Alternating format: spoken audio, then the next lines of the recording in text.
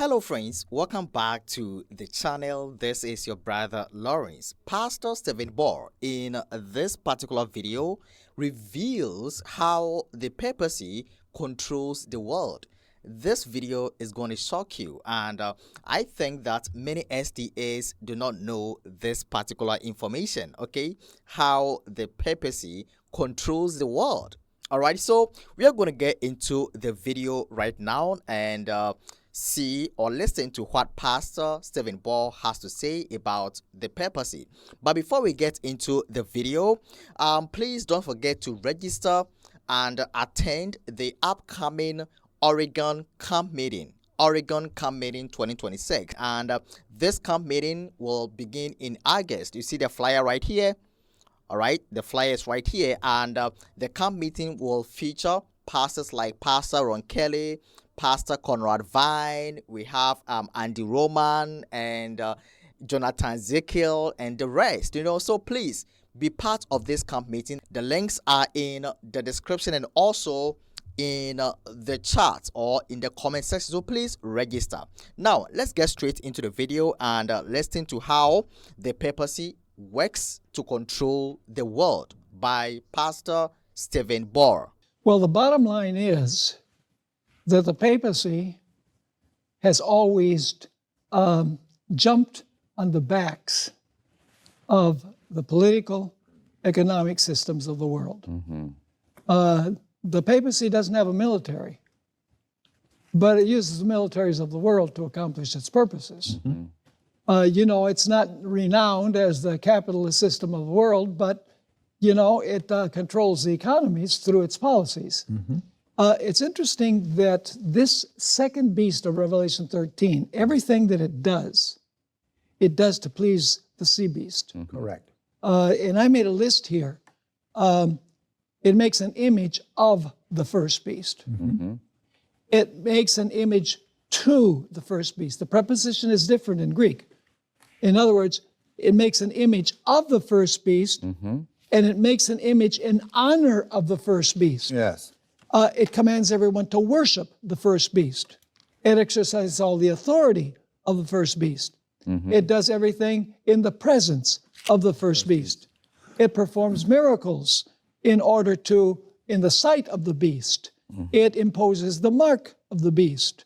And so everything that this beast from the earth does, which represents the United States, ultimately is going to please the papacy. Yeah. Yes. So does the papacy then have access to the greatest military in the world? Yes. Of course.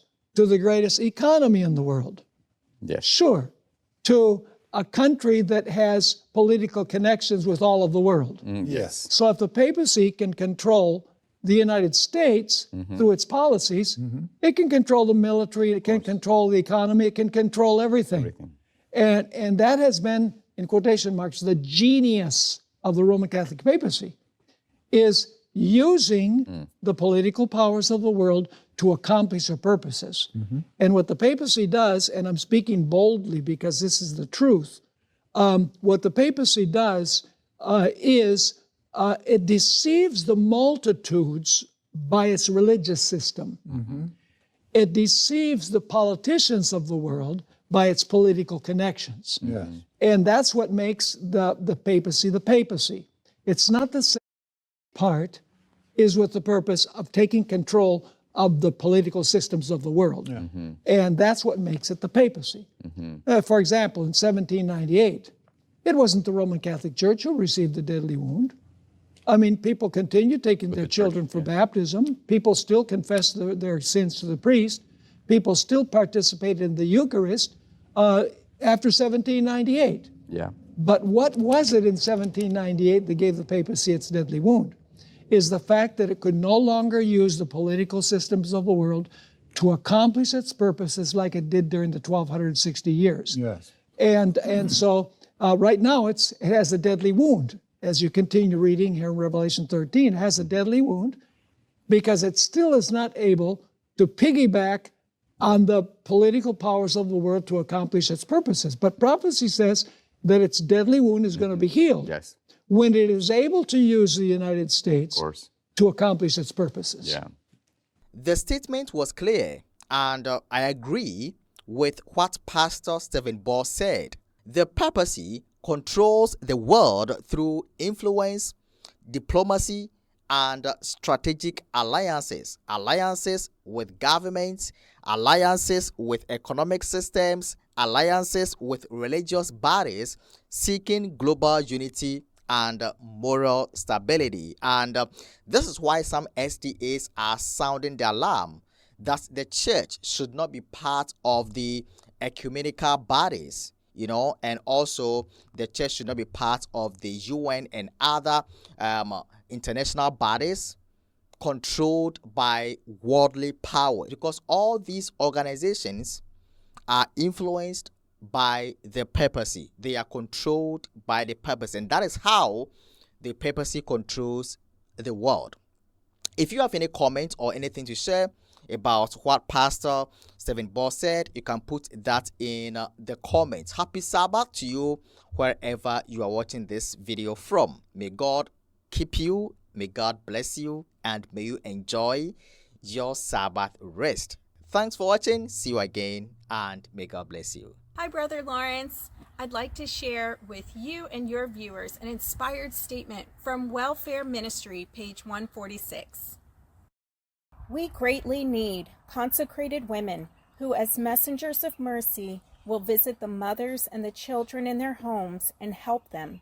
You will find that by this method, you will have souls as the result of your ministry. Many Seventh-day Adventist women feel called to medical missionary work, but may not know where to begin.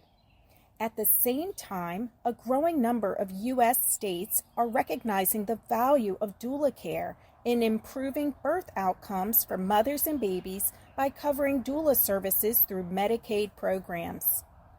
A doula provides non-clinical, emotional, physical, and informational support to women and families through pregnancy, birth, and postpartum using a home visitation and birth attendance model. At Born Again Academy, we offer Christian, evidence-based doula training designed to fulfill the training requirements of select state Medicaid programs, so our graduates can get compensated for their work through insurance. If you or someone you know has a burden for mothers, babies, families, and practical gospel ministry, this may be the path God is opening. Visit www.perinatal.academy to learn more.